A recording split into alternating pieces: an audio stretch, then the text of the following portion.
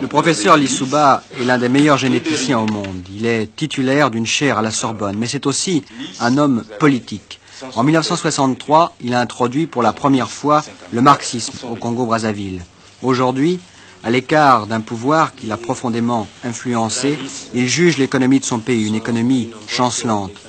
Même si les sociétés européennes continuent d'y prospérer, le drapeau rouge n'est pas une bonne publicité pour les investissements étrangers.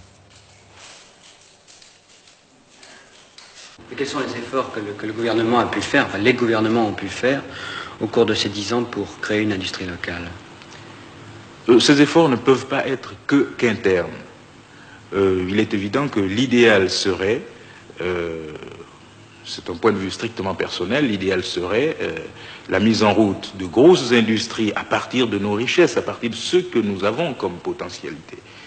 Mais ceci se heurte à un certain nombre de considérations, disons, qui se situent sur le plan international, sur le plan des aides, car nous ne pouvons pas de nouveau créer une industrie sans le concours d'une aide extérieure. C'est-à-dire que fondamentalement, pratiquement, vous êtes toujours dans une forme d'économie coloniale. Vous l'avez dit, vous avez dit le mot. C'est une forme d'économie coloniale, autrement dit, peut-être pas strictement cueillette, mais on ne peut pas éviter, disons, longtemps ce mot. C'est-à-dire que vous fournissez des matières premières, mais vous ne transformez jamais ces matières premières vous-même. On transforme très peu, ou le peu que nous transformons ne suffit pas à appeler nos pays, disons, à lancer nos pays vers l'industrialisation. On parle traditionnellement de l'aide aux pays en voie de développement.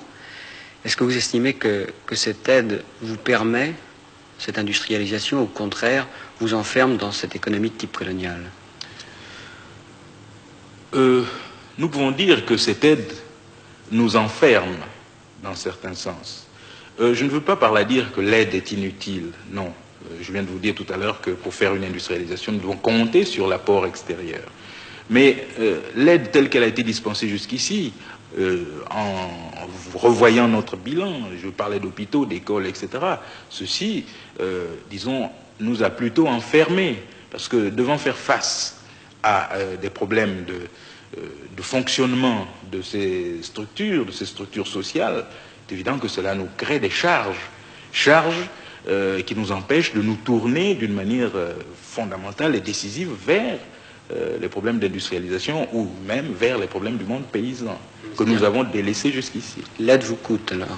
L'aide coûte cher. Sur ce plan déjà, nous coûte cher du fait des dépenses, disons, induites, des dépenses de fonctionnement, et l'aide nous coûte cher du fait que notre économie est de cueillette. Mais est-ce que les Chinois, par exemple, ont mieux compris ce problème de l'aide qu'ils pourraient vous apporter? En ce qui me concerne, je ne vous cacherai pas sincèrement que j'ai été satisfait de ma collaboration quand j'ai été avec le gouvernement chinois sous cet aspect. Je ne peux pas dire la même chose de tous les pays socialistes, bien entendu. L'usine textile de Kinsundi, construite avec l'aide de la Chine.